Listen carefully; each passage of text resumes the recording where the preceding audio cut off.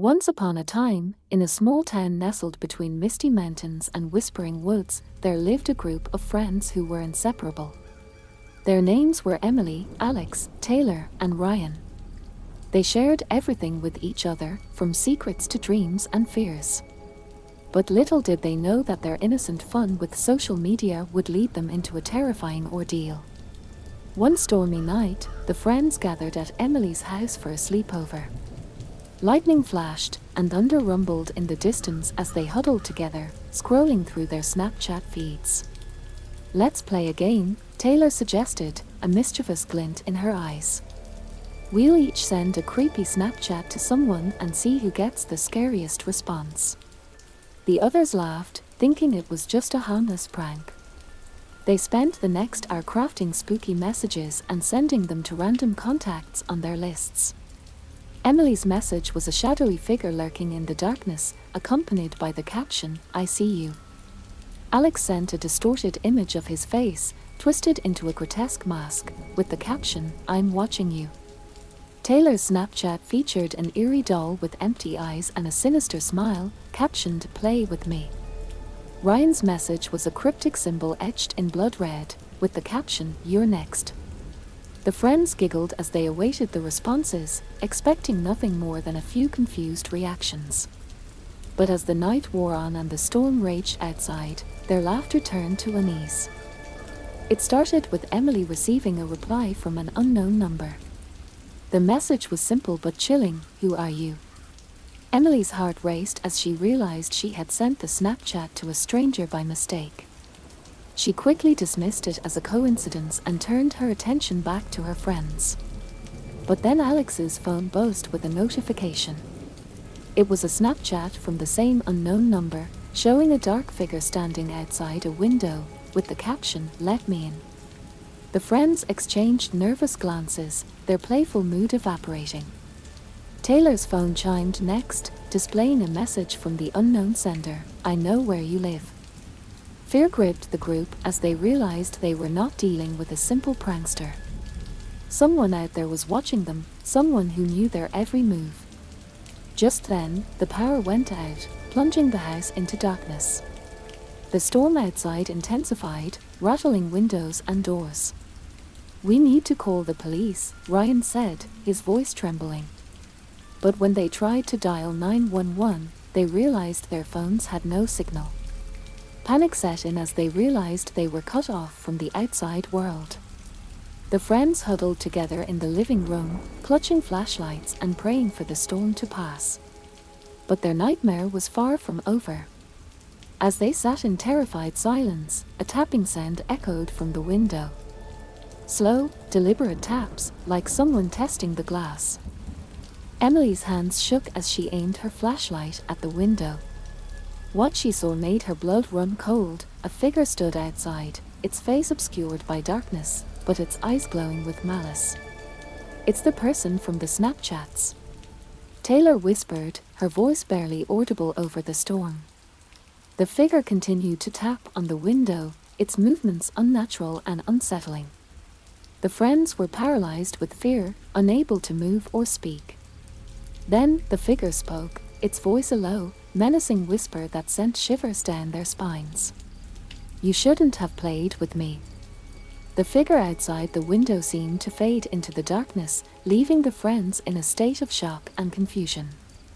They huddled together, their hearts pounding in their chests, unsure of what to do next. "We have to get out of here," Alex said, his voice trembling. But as they moved toward the door, a loud banging echoed through the house. Someone, or something, was pounding on the front door with an unnatural strength. The friends froze, their eyes wide with terror. The banging grew louder, each thud reverberating through the house like a sinister drumbeat. "We have to hide," Emily whispered, her voice barely audible over the noise. They dashed into the nearest room and locked the door behind them, their breaths coming in ragged gasps. The pounding continued, relentless and maddening. Suddenly, the banging stopped, replaced by an eerie silence. The friends exchanged wary glances, wondering if the danger had passed. But then they heard footsteps, slow, deliberate footsteps approaching the room where they were hiding. The floorboards creaked under the weight of the unseen intruder. Taylor stifled a gasp as she realized the footsteps were getting closer. "We have to do something," she whispered urgently. Ryan nodded, his jaw clenched in determination. "We need to confront whoever, or whatever, is out there." With shaky hands, they unlocked the door and cautiously peeked into the hallway. What they saw made their blood run cold.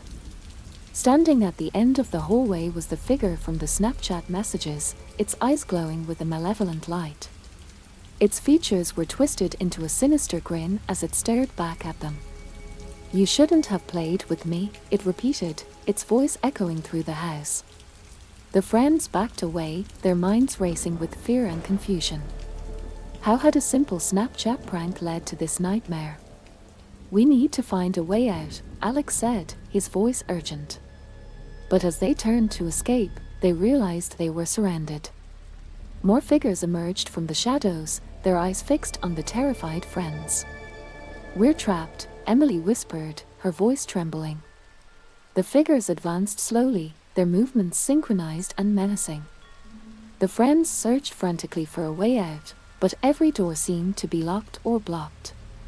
Just when they thought all hope was lost, a door at the end of the hallway swung open, revealing a dark staircase leading down into the unknown. "We have to go," Ryan said, his voice filled with determination. Without hesitation, they descended into the darkness, their footsteps echoing on the creaky stairs. The air grew colder as they descended deeper and deeper into the bowels of the house. As they reached the bottom of the staircase, they found themselves in a dimly lit basement. The walls were lined with shelves filled with dusty books and strange artifacts. "This must be where they performed rituals," Taylor whispered, her eyes wide with fear. Before they could explore further, they heard a low growl coming from the shadows.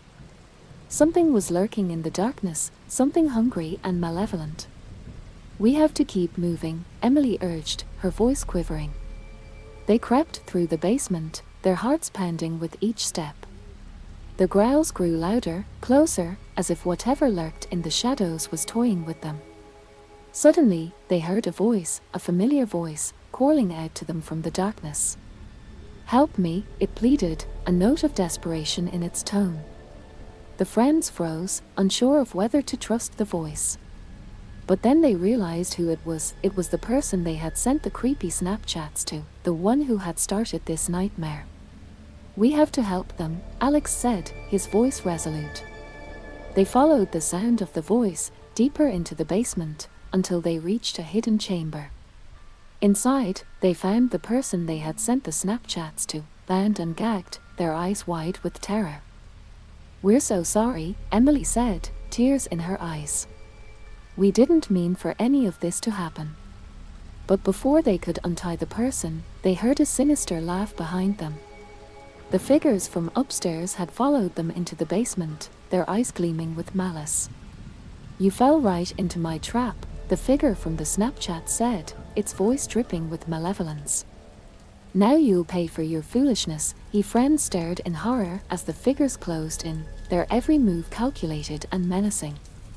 The person they had sent the Snapchats to struggled against their bonds, fear etched on their face.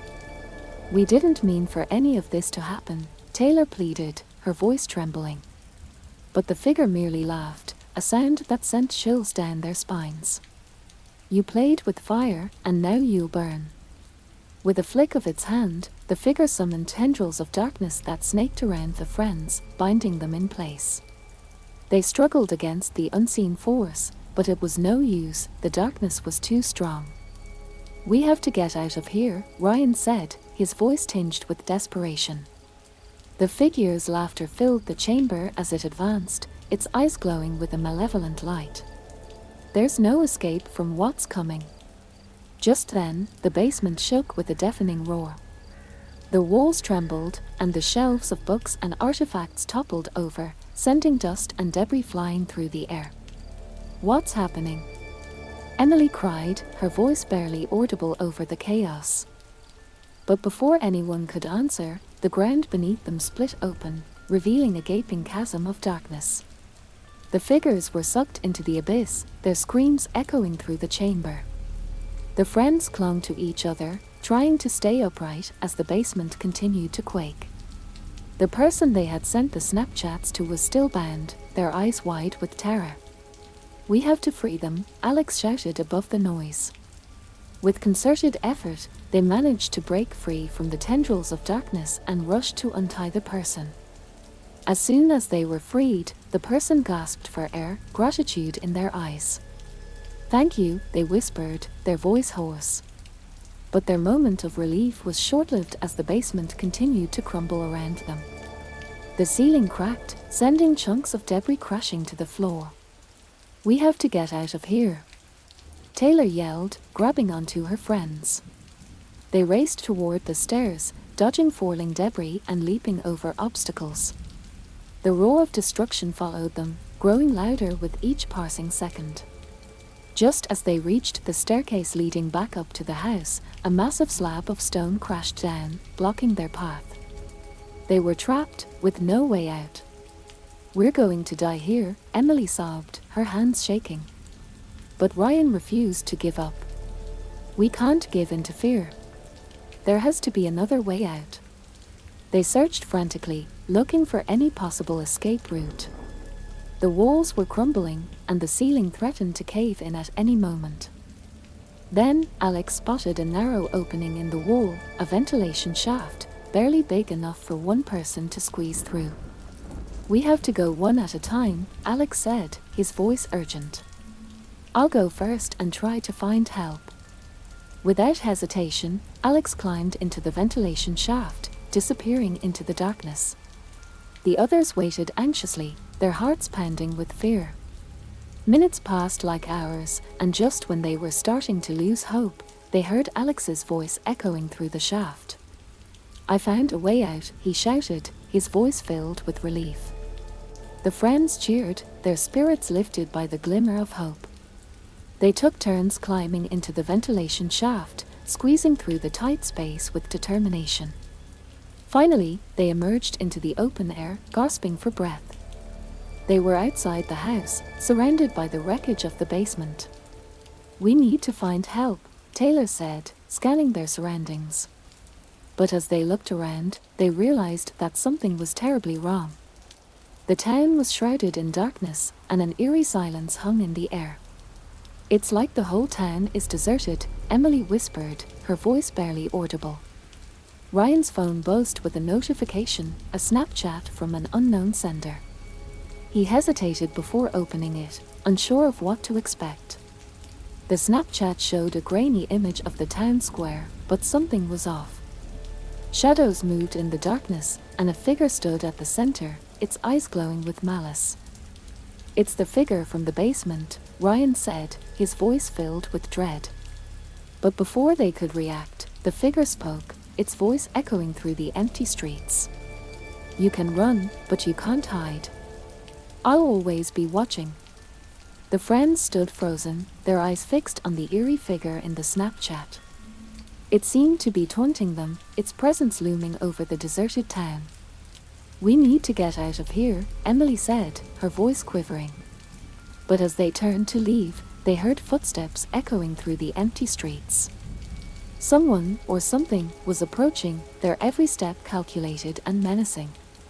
"We have to hide," Taylor whispered urgently. They ducked into an alleyway, their hearts pounding in their chests. The footsteps grew louder, closer, until they were right on top of them. Just when they thought they couldn't hold their breath any longer, the footsteps passed by, fading into the distance. "We have to find a way to stop this," Alex said, his voice determined. But as they tried to come up with a plan, they realized they were not alone in the alleyway. Shadows shifted and twisted, forming into grotesque shapes that seemed to be watching them. "We're surrounded," Ryan said, his voice barely above a whisper. The friends backed away slowly, their eyes darting around for any sign of escape. But the shadows seemed to close in, hemming them in on all sides. Suddenly, the shadows converged into a single figure, a monstrous creature with glowing eyes and razor-sharp claws. It snarled, its voice a guttural growl that sent shivers down their spines. "You can't run from me," the creature hissed, its eyes fixed on the terrified friends. They scrambled to find a way out, but the alleyway seemed to stretch on endlessly, with no exit in sight. "We have to fight," Taylor said, her voice filled with determination. With makeshift weapons they found in the alley, a broken pipe, a piece of wood, a discarded metal rod, they faced the creature, ready to defend themselves. The creature lunged, its claws slashing through the air. The friends dodged and countered, their adrenaline fueling their movements. But the creature was relentless, its attacks coming faster and fiercer. Emily stumbled, narrowly avoiding a swipe from the creature's claws. "We can't keep this up," she gasped, her breath coming in ragged gasps. Ryan's eyes scanned the alley, searching for any sign of help. That's when he spotted it, a flickering light at the end of the alley, like a beacon of hope. "There's a way out," he shouted, pointing toward the light. The friends fought their way toward the light, the creature hot on their heels. But just as they reached the end of the alley, the light vanished, leaving them in darkness once more. "We're trapped," Alex said, his voice filled with despair. But then they heard a voice, a familiar voice, calling out to them from the darkness. "Over here," it shouted, a note of urgency in its tone. The friends followed the voice, their hearts racing with hope. They emerged into a clearing, where they found a group of people huddled together, fear etched on their faces. "We're trying to find a way out too," one of them explained, his voice trembling. Together, they searched for an exit, but the shadows seemed to close in around them, blocking every path. "We have to fight back," Emily said, her voice resolute. The group gathered whatever makeshift weapons they could find, a broken bottle, a sharp rock, a piece of metal, and prepared to defend themselves against the encroaching darkness. But just as they braced for the final confrontation, the shadows receded, disappearing as quickly as they had come. The group stood in stunned silence, unsure of what had just happened. "We have to keep moving," Ryan said, breaking the silence. "We can't stay here." They ventured into the deserted town once more, their senses on high alert. The eerie silence hung in the air, broken only by the occasional rustle of leaves or distant creaking of branches. As they walked, they noticed strange symbols etched into the walls and buildings, symbols of ancient power and dark magic. "This town is cursed," one of the group members whispered, his voice filled with dread. But before they could ponder the meaning of the symbols, they heard a faint sound, a haunting melody that seemed to come from nowhere and everywhere at once. The melody grew louder, more insistent, pulling them toward its source. They followed the sound through winding streets and abandoned buildings until they reached the town square. There, at the center of the square, stood a figure, a woman cloaked in darkness, her features obscured. She held a violin in her hands, playing the haunting melody that had drawn them here. "We have to stop her," Emily said, her voice determined. But as they approached, the woman's music seemed to ensnare them, filling their minds with visions of horror and despair. "We can't fight it," Taylor whispered, her eyes glazed with fear. But Ryan refused to give in. "We have to break the spell. We have to find the source of her power." The friends searched frantically, looking for anything that could disrupt the woman's music. That's when they spotted it, a hidden chamber beneath the town square, pulsating with dark energy. "We have to go down there," Alex said, his voice filled with urgency. Without hesitation, they descended into the chamber, their hearts pounding with anticipation. The air grew colder as they reached the bottom, where they found a ritual altar surrounded by strange symbols and artifacts. "This is where she draws her power," Emily said, her voice filled with determination. But before they could act, the woman's music intensified, filling the chamber with a cacophony of haunting notes. Visions of their worst fears flashed before their eyes, threatening to consume them. "We have to resist," Ryan shouted above the music.